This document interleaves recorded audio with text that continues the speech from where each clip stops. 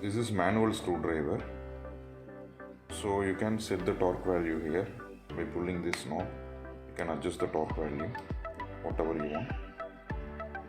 So I have set a torque value of 1 Newton meter here, and you can fix the required type of bit. Now I am fixing the Allen head bit. It's locked now. Just I am showing the demonstration. I am tightening.